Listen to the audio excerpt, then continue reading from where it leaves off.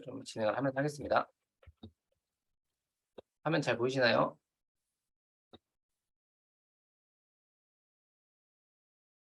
오늘 주간회의 세 번째고, 오늘은 뭐 순서라고 할 것도 사실은 없습니다. 갈수록 이제 저도 내가 좀 너무 대충 하는 건가 하는 생각이 들고 있어요. 왜냐하면 제가 준비하는 게 좀 뭔가 조금씩 줄어들고 있다는 생각이 들어가지고. 일단은 첫 번째는 왜 방문자는 늘지 않을까? 그리고 크리스탈 노하우 듣고 블로그 하는 이유, 세 가지만 오늘 좀 살펴보려고 하거든요.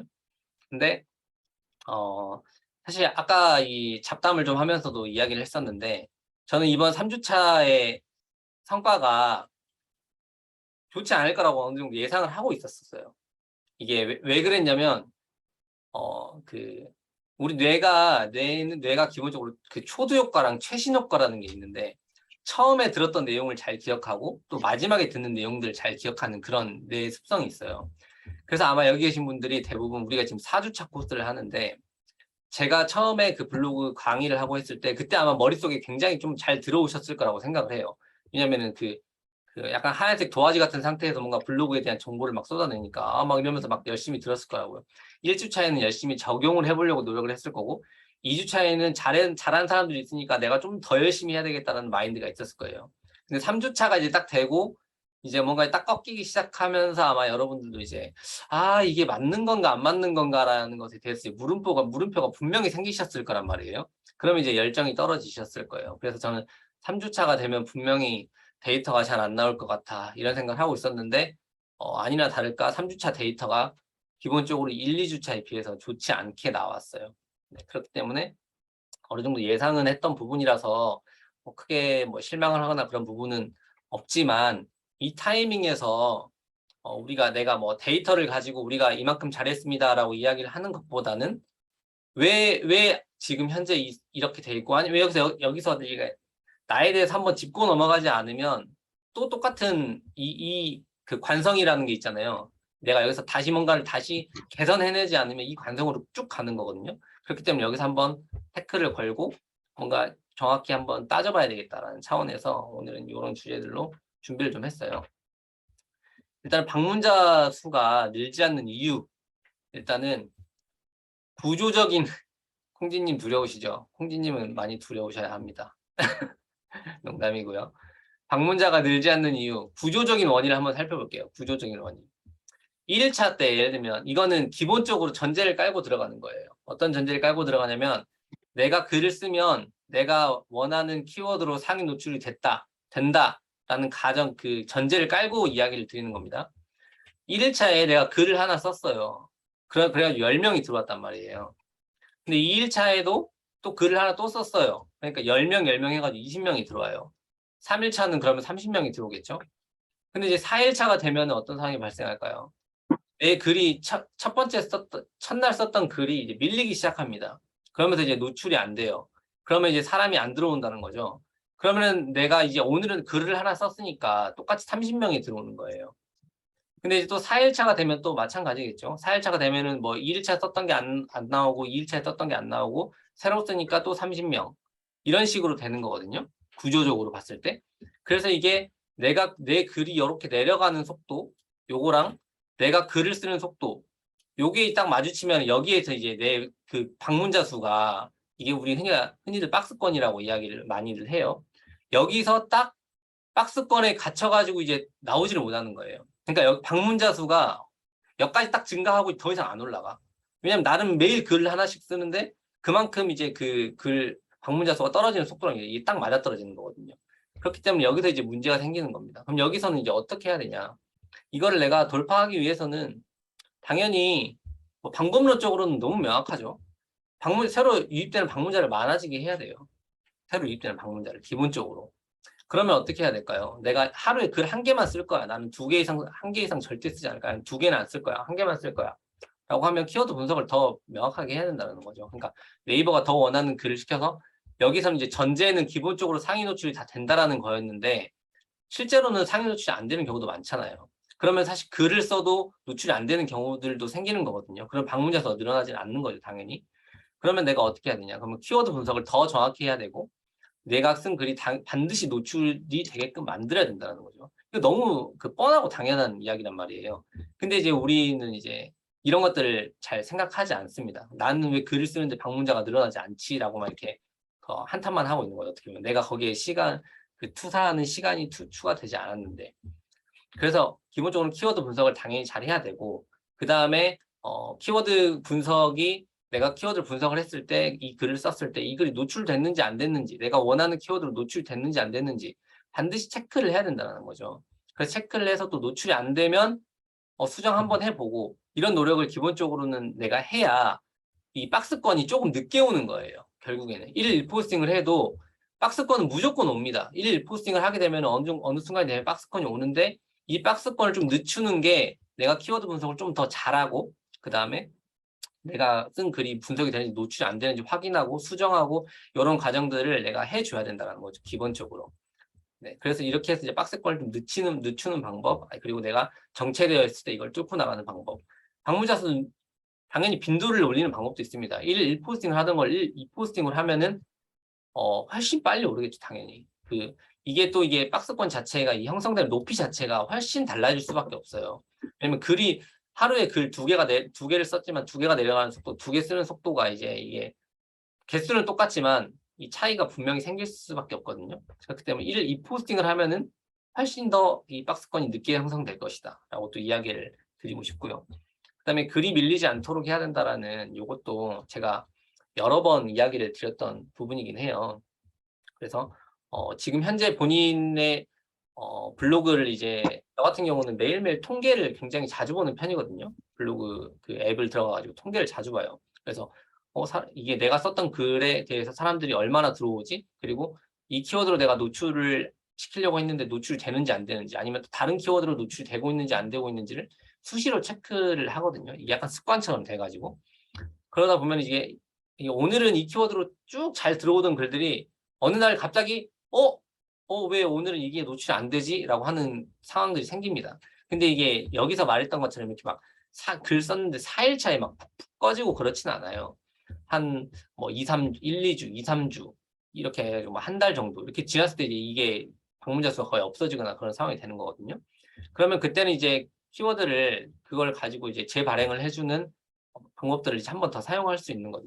이제 글을 쓰는 게 또 재발행을 한다는 게 똑같은 글을 그대로 쓰는 건 아니지만 각색을 좀 해가지고 순서 바꾸고 이런 활동을 통해 가지고 그 글을 다시 한번 써주는 거죠. 근데 이제 여기에는 그 전제가 또 필요합니다.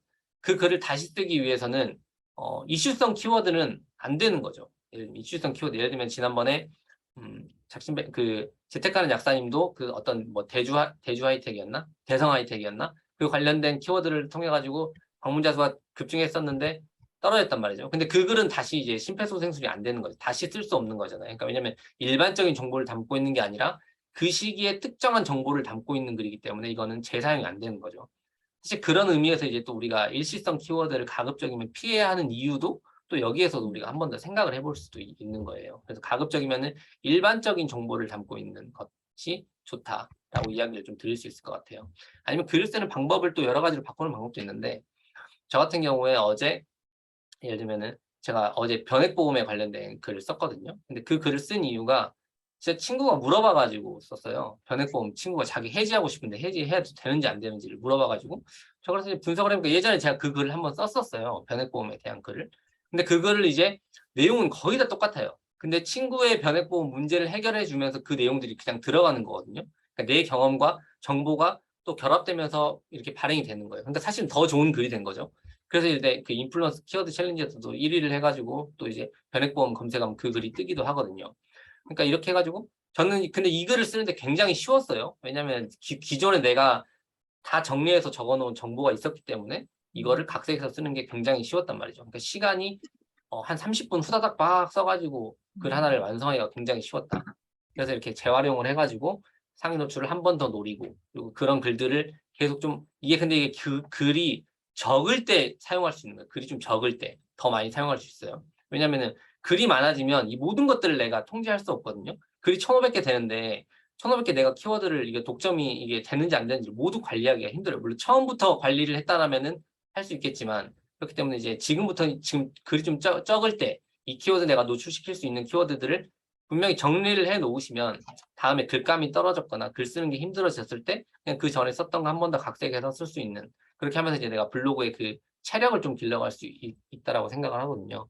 그래서 그런 방법으로 해서 이 방문자 수를 그러니까 박스권을 일단 기본적으로 늦게 오게 해야 되고, 아니면 이게 왔을 때는 어떻게 극복을 해야 되는지에 대해서 이 이야기를 드렸던 거예요. 그래서 이제 3주차 접어들면서 많은 분들이 아마 왜 방문자 수가 늘지 않지 이렇게 생각하고 계실 것 같아가지고 이야기를 드렸고, 앞에서 얘기한 거는 여기서 보시겠지만 구조적인 원인입니다. 구조적인 원인.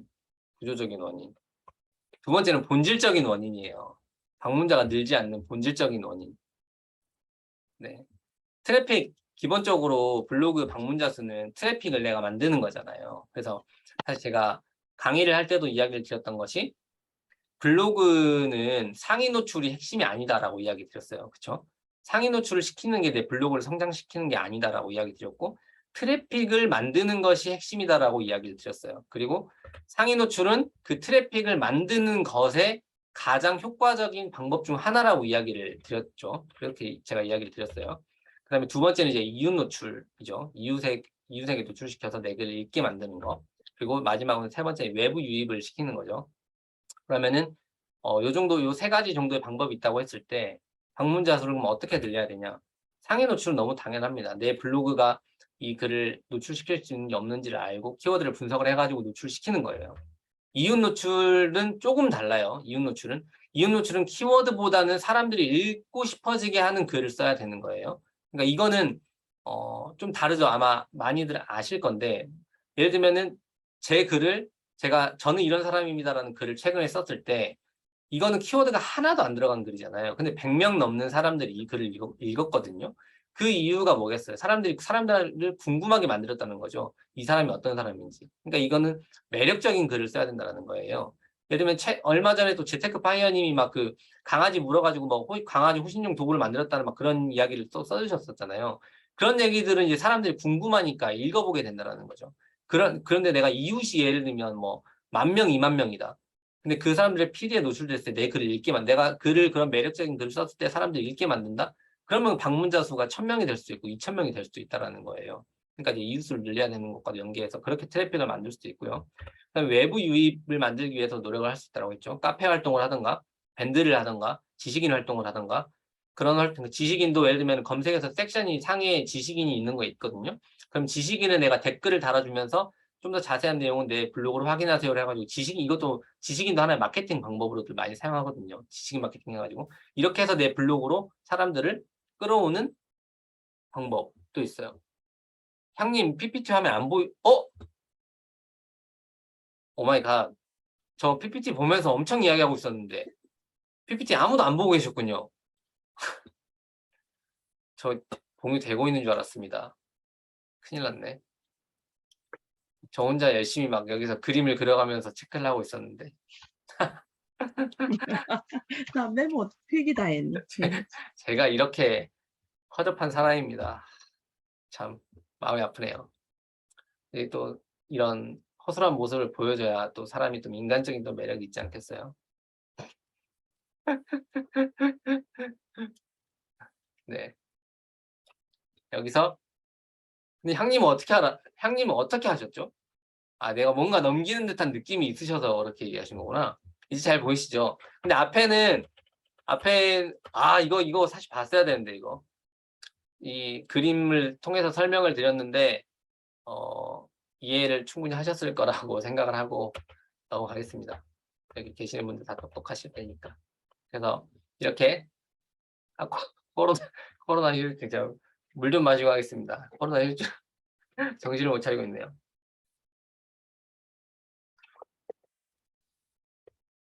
네. 그래서 상위 노출을 하기 위해서는 키워드 분석, 이웃 노출하기 위해서는 매력적인 글을 써야 되고, 외부 유입을 시키기 위해서는 카페 밴드 지식인 활동. 최 원장님 너무 크게 웃으시는 거 아닙니까? 네, 죄송합니다. 네, 그래서 근데 여기서 제가 이제 여기 계시는 분들한테 질문을 드리고 싶은 게 한 가지 있는데, 상위 노출을 키워드 분석을 통해서 상위 노출을 하는 것, 이 매력적인 글을 써서 이웃 노출을 통해서 내 방문자를 끌어오는 것, 카페 활동을 해서 외부 이웃을 만들어내는 것, 이 모든 것에 있어가지고 공통적으로 필요한 사항이 뭔지 아세요? 뭐라고 생각하세요, 혹시? 이 세 가지 활동을 하는 데 있어가지고 가장 공통적인 거 질문입니다. 좋은 글, 매력적인 글, 네, 맞습니다. 일단 그게 이제 모든 그 어떤 것의 기본은 맞는데 제가 생각하는 건 좀 다른데 제가 생각했을 때는 이거를 위해서는 이 시간이랑 노력이 기본이 돼야 된다는 겁니다. 시간이랑 노력이. 그러니까 이게 제가 어떤 이야기를 하고 싶어서 말씀을 드리는 거냐면 그러니까 지금 이제 현재 시대에 있는 여기에 있는 분들도 아마 그렇고 저도 마찬가지고 모두가 마찬가지긴 해요. 그러니까 우리가 어떤 거를 하려고 할 때 사실 빠른 성과를 내기를 원하잖아요. 그래서 이제 시행착오를 최소화하려고 하잖아요. 그렇게 하기 위해서 이제 돈을 내고 배우기도 하고 그런 식으로 하는 거잖아요. 근데 사실은 저는 그거는 그러니까 뭐라고 해야 될까? 내가 어떤 것을 성공하는 데 있어 가지고 그냥 이론을 배우는 거라고 생각을 해요. 방법을 배우는 거라고 생각을 하는 거거든요. 그러니까 제가 블로그 러닝메이트를 하면서 여러분한테 저는 여러분한테 여러분의 방문자 수가 폭발적으로 증가할 겁니다. 엄청나게 증가할 겁니다. 이렇게 이야기 드린 적은 한 번도 없어요. 제 기억으로는 한 번도 그런 이야기를 드린 적은 없거든요. 그 대신 저는 여러분들이 이 한 달이라는 기간 동안 올바른 그 블로그에 글을 쓰는 올바른 방법, 블로그를 키우는 올바른 방법에 대해서 방법론적인 거를 명확하게 이해를 시켜드리고 각인을 시켜드려가지고 이제 나중에 이제 제가 이 러닝메이트가 끝나더라도 올바른 방법을 가지고 블로그를 운영해 나가실 수 있도록 제가 길잡이 역할을 해주는 게 사실은 저의 목표거든요. 근데 이제 어떤 차이가 있냐면은 그러니까 이제 제가 사실 알려드릴 수는 있어요. 그러니까 어떤 걸 알려드릴 수 있냐면 지금 어떤 글을 하나 썼을 때 제가 1대1 코칭할 때 이런 얘기들을 굉장히 많이 해드렸어요. 지금 이 키워드 분석을 해보니까 이렇게 글을 쓰시는 것보다 제목을 이렇게 하시는 것보다 제목을 키워드 분석 요렇게 그 과정을 다 보여드렸단 말이죠. 키워드 분석하는 과정까지 이렇게 하셔가지고 요렇게 해서 이 키워드 이 제목으로 쓰시는 게 가장 합리적인 선택이 될 것 같습니다. 라고 이야기를 드렸단 말이에요. 근데 이제 그렇게 하는 거는 본인의 시간과 노력을 투자하지 않으면 제가 매일 예를 들면 이렇게 밥을 떠먹여 드리면 이거는 딱 30일이 끝난 이후에 이게 끝나는 거란 말이에요. 제가 예를 들면 없으면은 그 다음에는 이제 여러분들 스스로 해나가야 되는데 그걸 못하는 상황이 되는 거잖아요. 그렇기 때문에 분명히 키워드 분석하는 거 어렵고 그게 어려운 건 사실이지만 이거를 내가 지금 힘들다고 해가지고 안 하고 그냥 이제 글을 일일 포스팅, 그러니까 이게 그 주객이 전도된 거죠. 일일 포스팅이라는 것에 이제 집중을 하다 보니까 일 포스팅을 무조건 해야 돼라는 것에 집중을 하다 보니까 이제 키워드 분석을 안 하게 되고 글만 쓰는 게 되는 거거든요.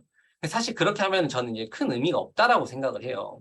왜냐면 이게 이 올바른 글 쓰는 방법을 연습하고 그걸 통해서 이제 나중에 우리가 어떤 그 수치적인 성과도 달성해내기 위해서 일일 포스팅이라는 걸 같이 하는 거기 때문에 이 키워드 분석이나 이런 것들은 무조건 내가 글을 쓰기 전에 이루어져야 되는 거거든요. 근데 이제 이걸 안 하고 배제하고 일일 포스팅에만 예를 들면 집중하게 되면은 이제 그렇게 하고 내가 그러면 이제 예를 들면 일일 포스팅만 하면 내 시간과 그 노력을 많이 투자하지 않는 거거든요, 사실. 글 하나 쓰고 완성된 글 하나 발행하는 거는 그렇게 어렵지 않단 말이에요.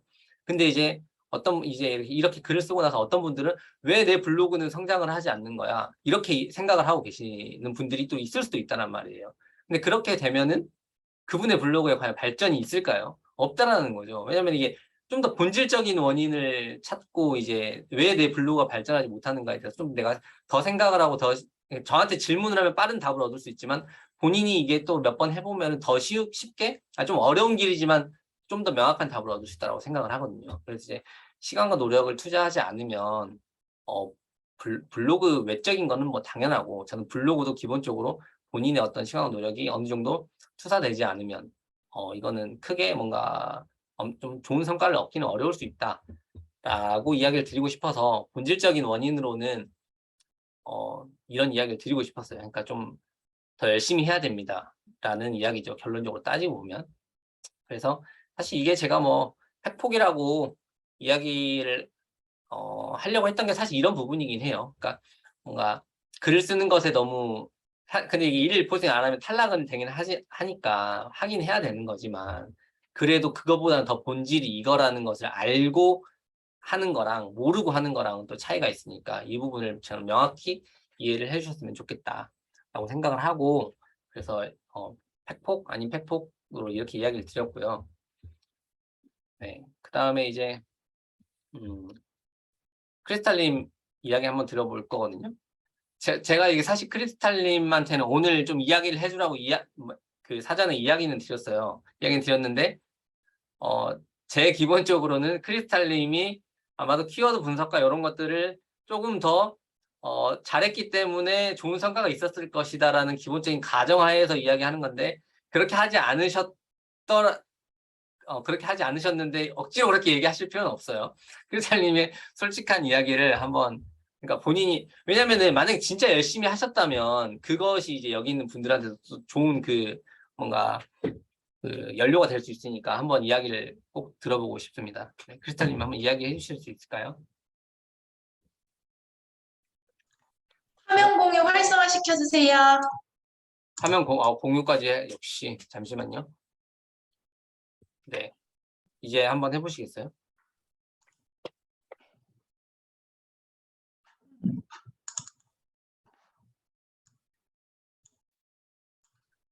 또 언제 준비를 또 네. 네.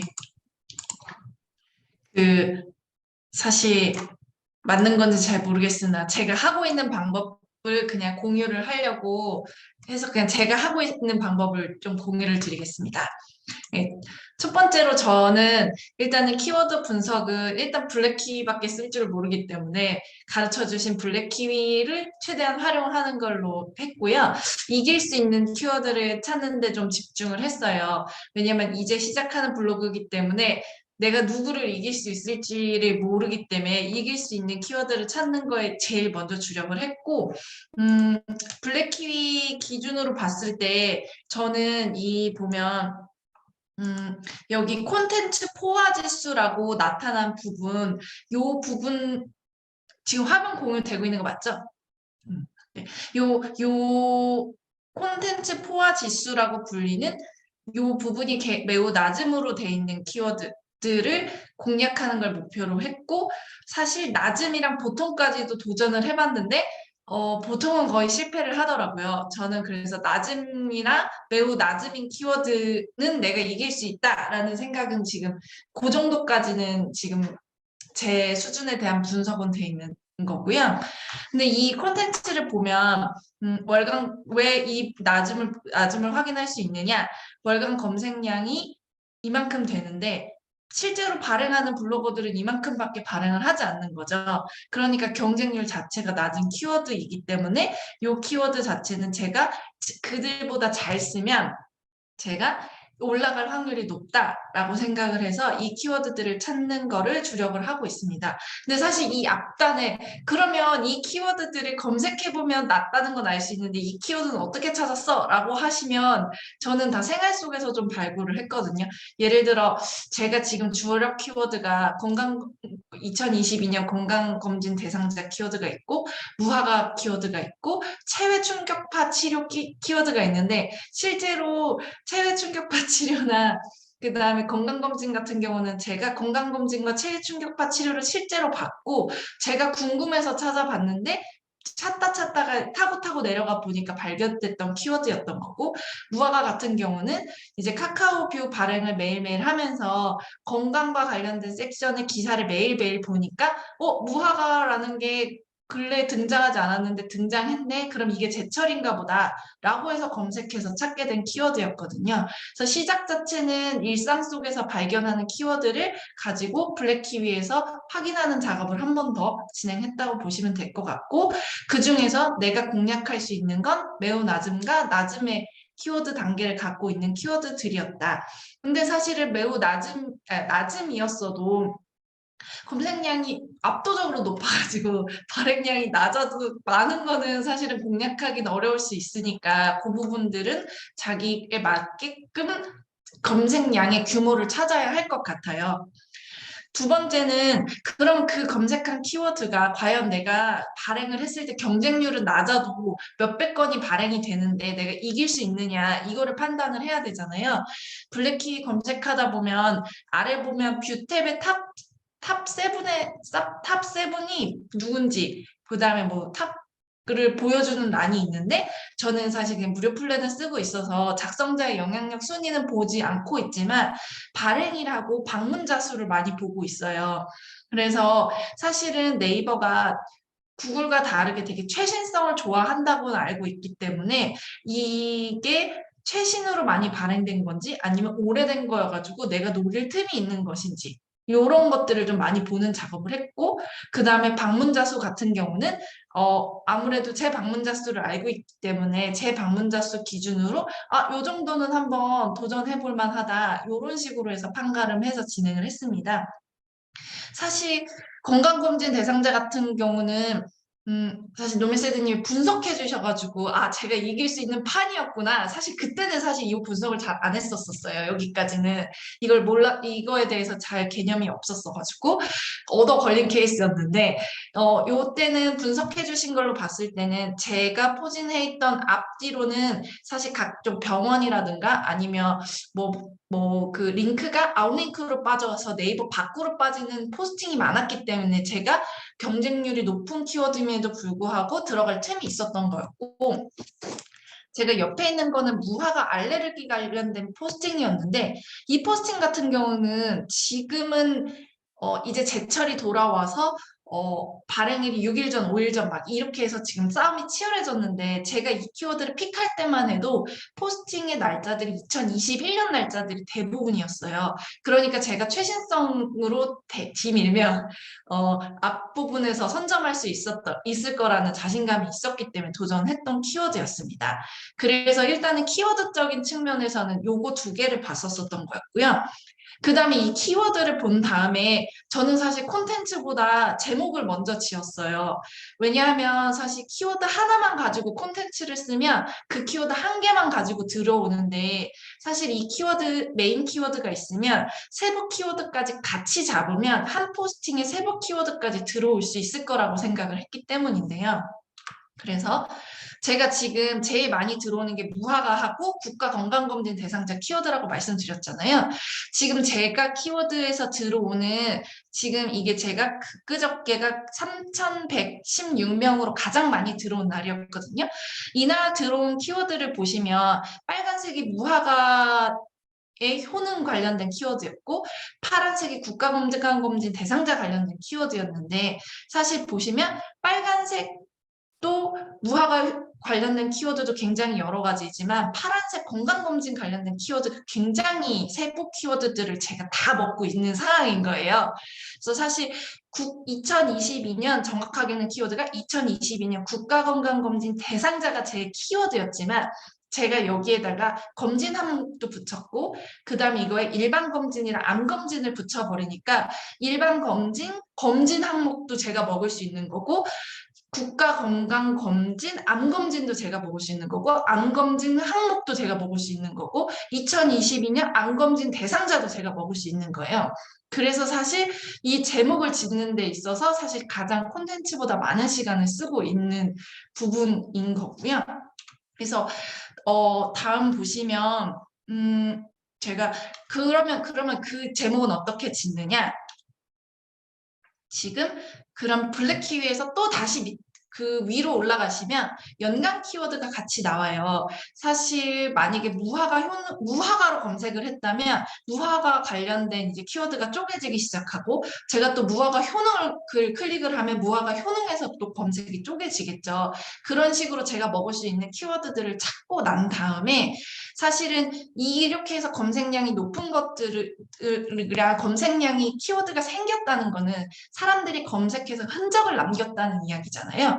그러니까 실제로 검색할 수 있는 흥미가 있다는 이야기인 거고 그 다음에 네이버에서 자동 완성을 다시 쳐봅니다. 무화과를 쳤을 때 나오는 자동 완성 자체가 이게 사람들이 제일 관심이 있고 이걸 많이 키워드를 하기 때문에 자완이 형성이 된 거기 때문에 이것들을 조합해서 제가 하고 싶은 제목을 만들어내는 거거든요. 그래서 지금 제가 제철 맞은 무화과 효능 같은 경우는 사실 무화과 효능이 제가 쓰고 싶은 메인 키워드였고 그걸 먹고 싶은 게 제 욕심이었는데 사실 무화과 제철이란 말이 있어서 제철 맞은 무화과 효능으로 앞부분을 썼고 근데 대신에 제철 맞은이 아마 붙였어야 맞을 거긴 하지만 붙였으면 제철과 무화과 효능이 안 붙을 수도 있겠다는 생각이 들어서 일부러 띄어쓰기를 했고 그 다음에 무화과 칼로리를 먹기 위해서 칼로리를 넣고 무화과 먹는 법을 넣기 위해서 먹는 법을 넣었는데 이거를 다시 또 무화과 칼로리를 블랙키위에서 쳐보니 무화과 칼로리는 제가 먹을 수 없는 확률이 높더라고요. 그래서 무화과 한 개 칼로리를 먹기 위해서 칼로리 앞에 한 개를 붙여 놓은 거거든요. 그래서 운이 좋다고 하면 무화과 칼로리를 또 먹을 수 있고 무화과 한 개 칼로리도 먹을 수 있기 때문에 한번 도전해봤던 키워드였는데 실제로는 무화과 한 개 칼로리도 먹었고 무화과 칼로리도 먹을 수 있었어요. 그래서 사실 계속 쪼개서 보면서 이 키워드들을 조합하는 것들을 많이 진행을 했었고 그 다음 포스팅으로 바로 무화과 포스팅을 하나 더 했었는데 사실 이거는 제가 뒤에서 조금 더 자세하게 스토리를 설명하려고 하는데 무화과 효능과 관련해서 좀 좌절했던 포인트가 있어서 빨리 백업을 하려고 무화과 포스팅을 하나 더 했는데 원래는 사실 무화과 효능을 썼으면 부작용을 써야 맞는 건데 무화과 부작용 자체로는 사실은 매력적인 키워드가 아니더라고요. 월간 검색량이 870밖에 되지가 않는 거예요.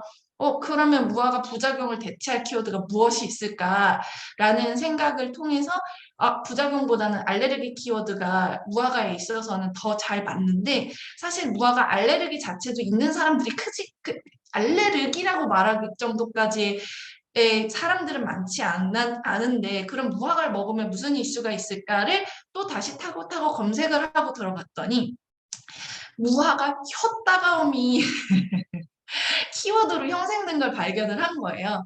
그래서 실제로 다시 그런 포스팅과 지식인들을 확인을 해봤더니 무화과와 혀와 연관된 것들이 부작용으로 많이 언급된 거를 확인을 하고 이거를 약간은 조금 억지스러울 수는 있지만 무화과 혀 따가운 이유를 앞부분에다 두고 뒤에다가 다시 효능을 커버하기 위해 효능 부작용 키워드를 같이 붙여가지고 두 번째 포스팅을 했었는데 지금 사실 오늘은 건강검진을 제끼고 지금 2등의 효자 지금 포스팅이 되었어요.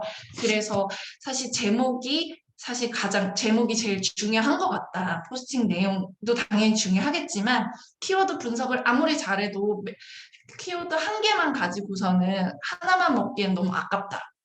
그래서 이름을 잘 짓자. 이게 저의 지금이었고요. 그 다음에 상위 노출이 안 되었다고 끝이 아니라고 저는 생각을 하고 있어요. 왜냐하면 제 자식 같은 포스팅들이 하나씩 나오고 있는데 안 되었다고 그냥 포기하기 저는 너무 아깝더라고요. 그래서 지난 시간 노메시즈님한테 상위 노출 안 됐을 때 건드려도 될까요? 를 여쭤봤었는데 저는 상위 노출이 안 되었을 때 이렇게 하고 있습니다. 사실 무화과 효능 관련해서 되게 천국과 지옥을 왔다 갔다 했던 게 저는 무화과 효능이 되게 큰 키워드라서 사실 조금 안 될 가능성도 생각했었는데 이게 첫날 오후에 3등이 된 거예요. 상위 노출을 먹은 거예요. 근데 그 이유는 당연히 그동안 포스팅이 거의 없었기 때문에 제 예상대로 적중을 해서 3위에 올라서 갑자기 8월 14일에 보면 갑자기 확 튀는 것들이 동그라미 쳐놓은 거 보이시죠? 그래서 반나절 동안 상위 노출을 했어요. 그랬는데 밤에 보니까 갑자기 더 이상 정체되고 늘어나지 않는 거예요. 생활건강계에 강력하신 분들이 전부 다 무화과 포스팅을 이날 쓰신 거예요. 그리고 인플루언서 분도 쓰시고 인플루언서 아니신 분도 쓰시고 갑자기 무화과 공격들이 시작이 된 거죠. 그래서 제가 지금 오른쪽 상단에 올려놨는데 지금 이게 오늘자인데 무화과 효능에 있어서 지금 막 거의 전쟁이 일어났어요. 6일 전, 21시간 전, 제가 7일 전에 썼는데 제가 포스팅한 날 이후로 지금 전쟁이 발발한 상태예요. 그래서 사실 3위에 노출이 됐더니 갑자기 무한 수직 상승을 하다가 갑자기 거꾸러지고 이제 무화과 그리고 심지어 그 다음 날이 됐는데 무화과 효능을 검색했는데 스마트 블록에서 무화과 효능 탭이 사라진 거야 아예. 그리고 밑에 말린 무화과 효능과 그 다음에 무화과 부작용 포스팅 탭이 생겨버린 거죠. 그래서 사실은 이때는 사실 말린 무화과 효능을 먼저 써야 되나를 되게 많이 고민을 했는데 일단은 말린 무화과보다는 무화과 효능의 글을 보증을 해주면서 얘의 링크를 하나 더 넣어줘서 효능을 좀 지원을 해줘서 한 4등, 5등까지 떨어진 상태니까 3등까지만 밀어내보자 라는 생각으로 부작용 포스팅을 먼저 진행을 했었었고 그게 다시 버프를 좀 받으면서 약간 효능 쪽으로 밀어주기 시작을 하더라고요. 그래서 제가 지금 포스팅을 쓰고 있는 걸 보면 하나의 주제를 과일이나 채소를 잡으면 포스팅을 2개, 3개를 연달아 쓰는 이유는 하나가 실패했을 경우에 빨리 백업으로 해서 얘를 지원해 줄 수 있는 애를 만들려고 여러 개의 포스팅을 함께 쓰고 있는 것도 이유입니다. 그래서 그랬는데 그 다음 날에 갑자기 무화과 효능에 검색하면이 완전 대개편이 일어났어요. 아마 이 담당자가 무화과가 제철이 왔으니 이 탭을 한번 리뉴얼 해야겠구나 라고 손을 대신 것 같아요. 그래서 지금 현재 우하단에 보시는 것처럼 무화과가 갑자기 스마트 블록이 생기기 시작했고 무화과 효능이 다시 부활을 하면서 무화과 효능과 인플루언서 탭이 분리가 되면서 제 포스팅이 다시 2등까지 올라가면서 다시 폭발적으로 올라간 것을 경험을 했거든요. 그래서 꼭 말씀드리고 싶은 건 상위 노출이 안 됐다고 해서 그냥 포스팅을 버려두지 마시고 꼭 다시 한 번쯤은 그 앞뒤 포스팅의 사진의 개수라도 능가를 하거나 아니면은 제목 키워드를 한번 조금 점검을 해본다든가 아니면 다른 걸로 백링크를 넣어주는 걸로 해서 걔를 밀어주는 거라든가 그런 것들을 한 번씩 꼭 해보셨으면 좋겠다는 생각이 들었습니다. 그래서 만약에 지금 근데 말린 무화과가 만약에 지금 제가 순위가 되게 무화과 효능이 되게 간당간당한 상황이거든요. 3위로 내려앉아가지고 근데 이제 구자가 더 없으니까 그렇게 되면 이제 다음 포스팅은 말린 무화과 효능을 하나 더 써서 얘에서 다시 무화과 효능으로 밀어주는 포스팅을 하나 더 써보려고 생각을 하고 있습니다. 그래서 시간이 되시면 네이버에 무화과 효능을 한번 검색해 주시고 제 글을 한번 검색해 주시면 순위를 유지하는 데 도움이 될 것 같습니다. 네. 근데 꼭 다 세부 키워드라고 해서 경쟁이 안 치열한 건 아니에요. 제가 아까 글을 연달아 쓴다고 말씀을 드렸잖아요.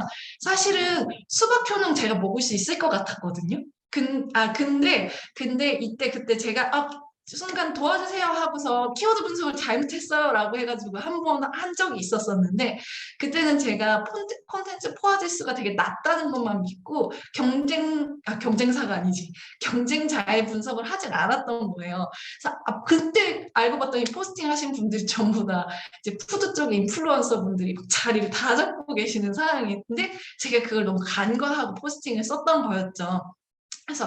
그래서 바로 이제 그 댓글 바로 그래서 보면 날짜들이 거의 비슷비슷한 게 그래도 수박 효능의 심폐소생술을 하고 싶어서 수박과 관련된 포스팅들을 여러 개를 계속 썼었던 거고 결국은 수박 껍질 일반 쓰레기 같은 경우나 수박씨 효능 같은 경우는 세부 키워드임에도 불구하고 얘네들도 효자 포스팅으로 자리를 잡았고요. 그래서 사실 상위 노출 안 된다고 해서 절대 슬퍼하지 마시라. 다시 한번 얘를 살릴 수 있는 기회가 있다. 이거를 꼭 말씀드리고 싶었습니다. 준비한 건 여기까지입니다.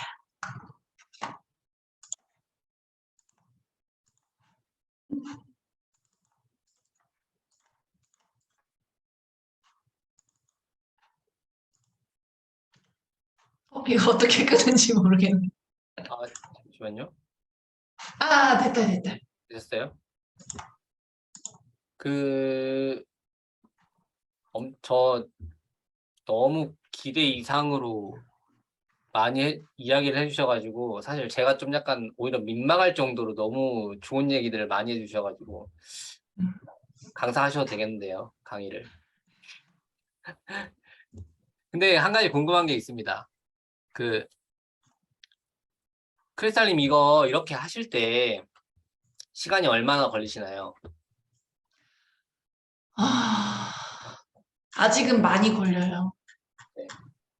아직은 많이 걸려서 네. 사실 글 쓰는 데는 30분이 채 안 걸리는 것 같은데 글을 딱 쓰면 근데 그 전까지 계획 제목 짓는 데까지가 시간이 되게 많이 걸리는 것 같아요. 한 거의 좀 딴짓을 새길로 빠지실 때도 있어서 그렇지만 거의 키워드 분석이랑 제목 짓는 데까지가 거의 1시간 정도 걸리는 것 같아요. 글은 30분. 사진까지 찾고, 예. 그러니까 이게 일단은 진짜 좋은 이야기를 너무 많이 해주셔가지고 아마도 제가 이야기하는 것보다 아마 크리스탈님이 이야기해 주시는 게 아마 훨씬 많이 도움이 됐을 것 같아요. 왜냐면 제가 어떤 생각을 가지고 있었냐면은 저는 지금 여러분과 뭔가 이 간극이 크지 않다라고 항상 전 스스로도 생각을 하고 있었는데 아마 저도 인지하지 못했던 그런 간극들이 있었을 건데 아마 크리스탈님이 이야기해 주시는 게 여기 계신 분들한테는 아마 훨씬 더 와닿았을 것 같다라는 생각이 많이 들거든요. 그래가지고 아마 저가 진짜 이런 거 이 정도까지 제가 생각을 하고 그 좀 이야기를 해달라고 요청드리는 건 아니었는데 정말 아마도 엄청나게 진짜 도움이 많이 되시지 않았을까.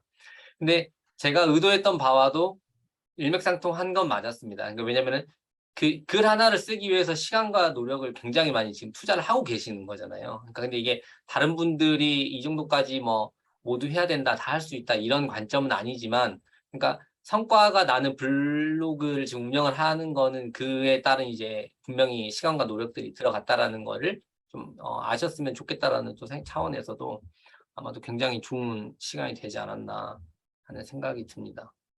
이거 이렇게 자주 시킬 걸 그랬나 봐요. 다른 분들한테도 이런 것도 해달라고 했으면 다들 잘해. 네. 네. 너무 아니, 너무 제가 이 방에서 도움을 처음 시작할 때 너무 많이 받아서 제가 할 수 있는 기회가 있을 때 좀 드리고 싶었습니다. 감사합니다. 근데 그 PPL 하셨으니까 그거는 좀 반칙이어가지고 그 PPL 자기 포스팅 PPL 하셨잖아요. 요즘 PPL 하면은 나가리 되는 거 모르시나요? 네. 농담이고요. 네. 그러면은 벌써 이제 시간이 좀 됐는데 제가 메타인지를 좋아하니까 메타인지에 대해 가지고 또 이야기를 한번 해보도록 하겠습니다. 노하우 들어봤고요.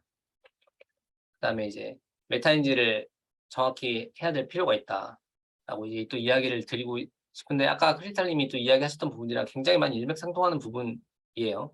첫 번째가 이제 내가 노출시킬 수 있느냐 없느냐를 판단을 한다고 하셨잖아요.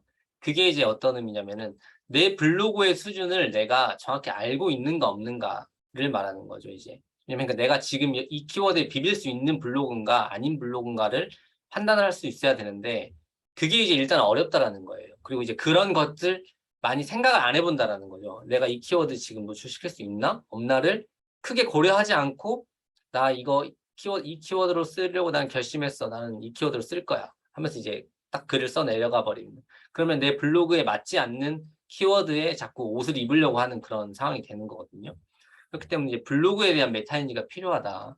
그래서 내가 이거는 노출시킬 수 있는 키워드겠구나, 노출시킬 수 없는 키워드겠구나, 이런 것들을 좀 분별할 수 있는 능력이 있어야 되는데, 이거는 당연히 키워드 분석을 그러니까 많이 해보는 것밖에 답이 없습니다. 그러니까 아까 이야기하셨던 것처럼 그 키워드의 서브 키워드들을 계속 찾아서 노출을 시키려는 노력도 당연히 해야 되고, 그렇게 하면서 이제 내가 이 키워드 내가 노출되는구나, 안 되는구나를 이제 스스로 인지를 해야 되거든요. 그러면 내 블로그가 요거는 노출시킬 수 있는 수준이 되는구나를 파악할 수 있게 되는 거거든요. 그러면 다음에는 이거보다 조금 더 어려운 키워드도 가능하겠다라고 또 생각을 해볼 수도 있는 거고. 그렇기 때문에 일단 블로그에 대한 메타인지를 조금씩 해 나가야 된다. 그리고 그러니까 이제 이거는 내가 블로그 힘이 약한데 너무 센 키워드들만 노리려고 하는 그런 분들이 또 계시고, 아니면 내 블로그는 파워가 센데 그것보다 훨씬 작은 키워드들만 노리고 계시는 분들이 있거든요. 분명히 우리 지금 이 모임에도 분명히 있어요. 제가 그 이름까지는 거론하지 않겠지만 아마 본인들이 느끼고 계실 수도 있어요. 그렇기 때문에 그 키워드를 내 몸에 맞는 키워드를 찾으려고 자꾸 이제 노력을 해야 된다라고 이야기를 드리고 싶고, 두 번째는 이제 이게 나에 대한 부분인데, 나에 대한 부분은 이런 걸 말하는 거죠. 이게 또 진짜 관성이 사람이 무서운 게, 내가 글을 쓸 때 키워드 분석을 안 하는 게 습관이 되면 키워드 분석을 안 하고 그냥 글을 발행을 합니다. 근데 키워드 분석이 습관이 된 사람은 일상 글을 쓰는데도 키워드 분석을 해가지고 어떻게라도 좀 노출을 시켜볼까라고 이렇게 생각을 많이 하게 된단 말이에요. 그게 이제 나를 돌아보는 건데, 예를 들면 또 이런 분도 있어요. 내가 키워드 분석을 다 했어. 내가 이 키워드로 난 글을 써야지 해놓고 그 키워드 노출을 위한 노력을 안 하시는 분도 있어요. 그러니까 키워드는 이미 정해놓고 본문이랑 이런 데에는 그 키워드를 적절히 반영 안 하시는 분들도 있다는 거죠. 그게 이제 뭐냐면 나에 대한 메타인지가 되어 있느냐 안 되어 있느냐거든요. 그러니까 나를 객관적으로 바라볼 수 있어야 되는 거예요. 아, 내가 분명히 방법은 이게 맞다라고 생각을 하는데 그대로 안 하고 있는 분이 있어요. 근데 그게 한번 그렇게 습관이 되면 계속 안 하게 되거든요. 근데 그거를 스스로 깨닫기는 굉장히 어려워요. 다른 사람이 이거 왜 이렇게 해놓고 이렇게 했어요? 라고 이야기해주지 않으면 그게 문제가 있는지 없는지를 사람들이 파악하기 힘들잖아요. 그렇기 때문에 이제 나에 대한 메타인지를 계속 하기 위해서는 내가 뭔가 잘못한 게 있나? 라는 거를 계속 이제 물음표를 던져보는 거죠. 왜 내 글이 노출이 안 되지? 왜 내가 뭘 잘못했지? 그럼 내가 이 키워드로 하기로 했는데, 키워드 5번, 뭐 3번 되면 안 넣네. 내가 이걸 안 했구나. 라고 생각을 해볼 수도 있고, 이미지도 내가 그런 거 신경 안 썼구나. 링크도 내가 신경 쓰지 않았구나. 그런 부분들을 이제 스스로 계속 그 메타인지를 해 나가면서 내가 뭘 잘못했는지를 판단하는 것도 계속적으로 시간을 투자해야 된다라고 생각을 하고요.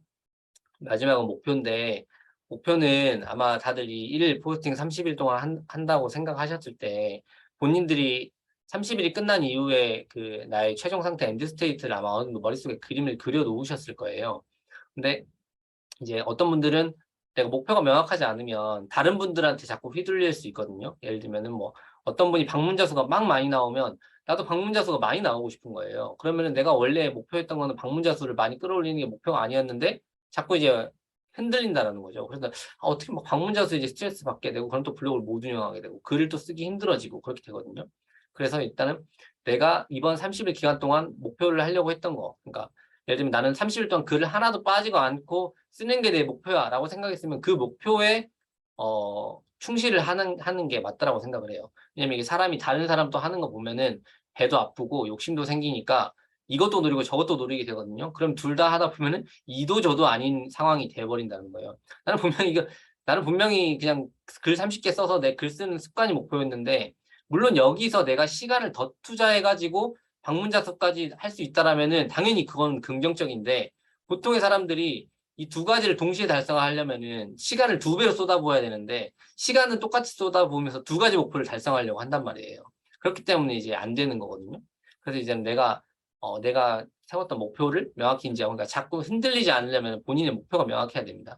그렇기 때문에 이제 그런 부분들을 다시 한번 이제 또 생각을 해보니, 이제 저희가 10일 정도밖에 안 남았잖아요. 그러니까 이거를 명확히 하고 그렇게 해야 이제 내가 또 그 성과를 달성했을 때 더 뿌듯함을 얻을 수 있고 많은 그 보람을 얻을 수 있다고 생각을 하니까 블로그 그리고 그리고 목표에 대한 이 3가지 메타인지를 좀 정확하게 해 보시고 했으면 좋겠다. 그리고 이제 이거는 본인이 잊었을 수도 있고 아니면은 본인이 맞다고 생각하셨을 수도 있는데, 제가 그 1대1 코칭 하면서도 드렸던 이야기들을 고치지 않으신 분들도 아직 많이 있단 말이에요. 근데 이제 그 부분에 대해 가지고 본인이 나는 이게 맞다라고 생각해 라고 하면은 저는 더 이상 뭐 이야기는 드리지 않겠지만, 근데 본인이 내가 들었던 것을 막 잊고 있는 거라면 다시 한번 그걸 한번 어떤 이야기를 했었는지 한번 살펴보고 내가 뭔가 적용을 안 한 게 무엇이 있는지도 한번 더 살펴보면 좋을 것 같다라는 생각을 합니다.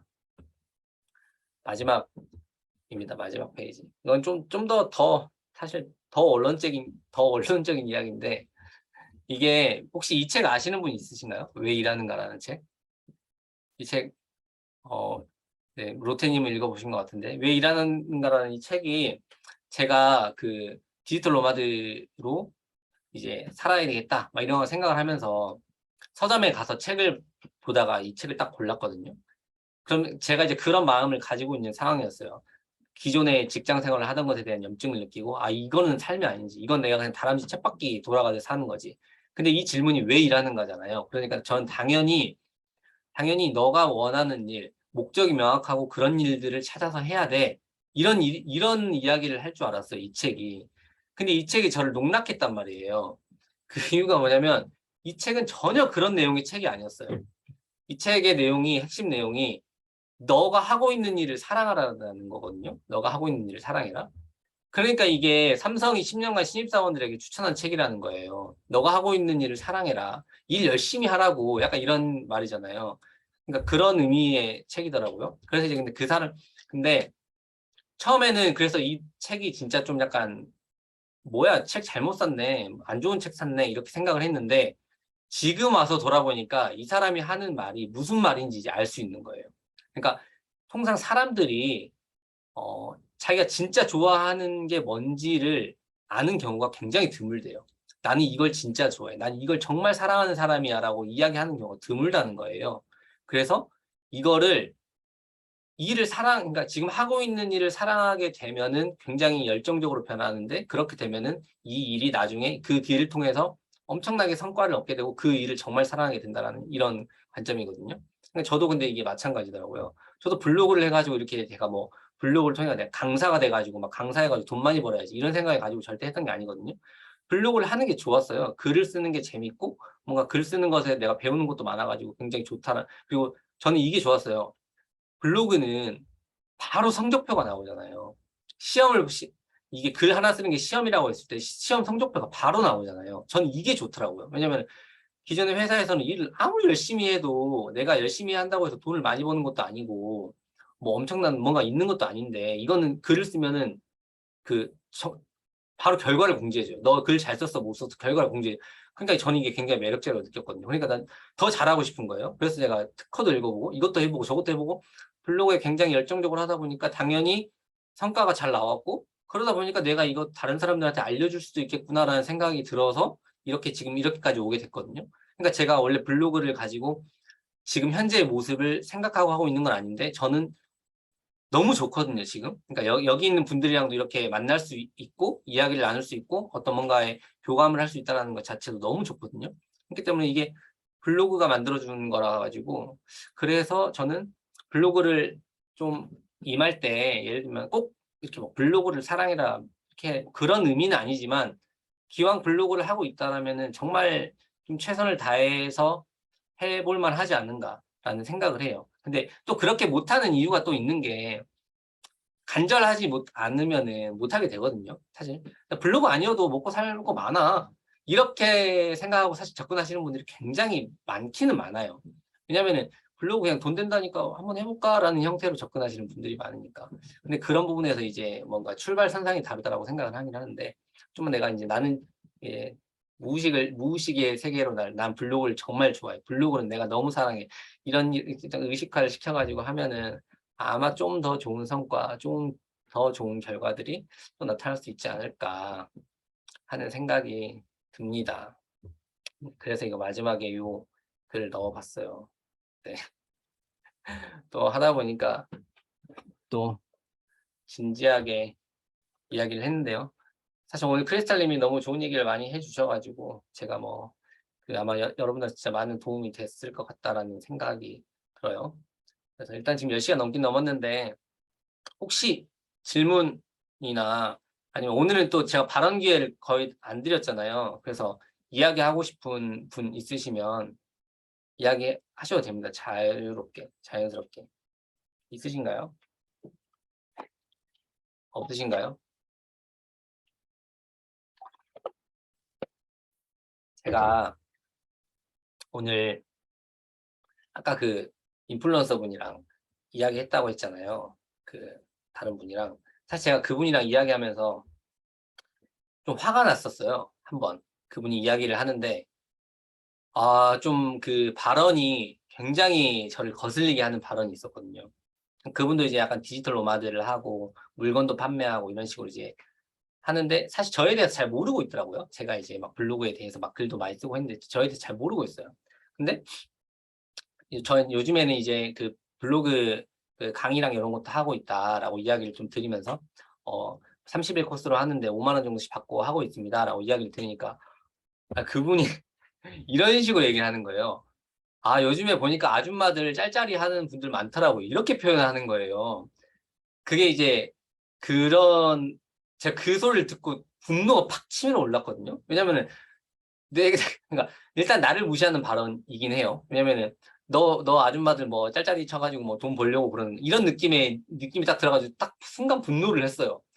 근데 더 기분 나빴던 거는 그럼 블로그 하는 사람들은 너는 다 뭐 아줌마들이 뭐 시간 남아들어서 블로그 하는 건가 이런 식으로 생각을 하고 있다라는 거잖아요. 그 사람이 블로그를 하는 사람들을 바라보는 그 시선이 그러니까 이게 너무 화가 나는 거예요, 순간. 근데 제가 또 화를 막 그렇게 일면식도 없는 사람한테 화를 낼 수 있는 그런 용기가 있는 사람은 아니어가지고 그냥 그래 너는 그 정도 수준이구나. 넌 딱 봐도 넌 여기가 한계인 것 같다. 그냥 그렇게 하고 말았거든요. 그리고 다음에 또 이제 뭐 좋은 정보가 있으면 자주 공유하자고 하는 거예요. 그래 너 혼자 열심히 공유해라. 난 너가 주는 정보만 얻고 있을 테니까. 이렇게 생각을 하고 말았어요. 아무튼 그래가지고 이 이야기를 저는 제가 얼마나 여기에 지금 진심인데 나 할인 뭐 좋은 이걸 통해 가지고 많은 좋은 영향 저도 정말 많은 영향을 받고 한 사람표 얼마야 영화가? 노력을 하고 만 있어요. 얼마? 만 원. 그래가지고 아무튼 저는 여기 계신 분들이 정말 한 분 한 분 다 소중하고 다 블로그로 정말 잘 되셨으면 좋겠어요. 이 블로그를 기반으로. 그래서 나중에 저분들 그런 당신이 생각하는 그런 사람 아니라고 약간 큰 코 다치게 해주고 싶은 그런 생각도 많거든요. 아무튼 클레오 선물 다들 분노 그러니까 저희가 열심히 더 해야 되는 거예요. 더 열심히. 그래서 네, 그렇게 아무튼 저희가 같은 배를 탔으니까 앞으로 좀 더 정말 진짜 큰 성과를 많이 분노를 에너지 삼아 가지고 더 큰 성과를 다음 주에 이제 마지막이잖아요. 마지막인데 지금 또 지금 2회를 못 쓰신 분들이 지금 3분이 있거든요. 클레오님도 실수를 하셨다고 그래가지고 클레오님도 그러셨고 민열이님이랑 희호님이랑 지금 3분이 이제 2회 지금 미작성이신데 지난주에 3주차에 이제 2분이 탈락을 하셔가지고 좀 마음이 아프지만 이제 떠나 보내드렸는데 4주차에는 마지막이니까 가급적이면은 그런 또 이별을 고해야 되는 불상사가 생기지 않았으면 하는 마음입니다. 그래서 다들 마지막 주차 좀 더 힘내고 또 으쌰으쌰 했으면 좋겠다라는 것으로 마무리를 지으면서 오늘 그럼 질문이나 뭐 이야기 하실 분 없으시죠? 네, 없으면은 이걸로 마치도록 하겠습니다. 다들 4주차도 화이팅입니다. 네. 즐거운 편안한 밤 되세요.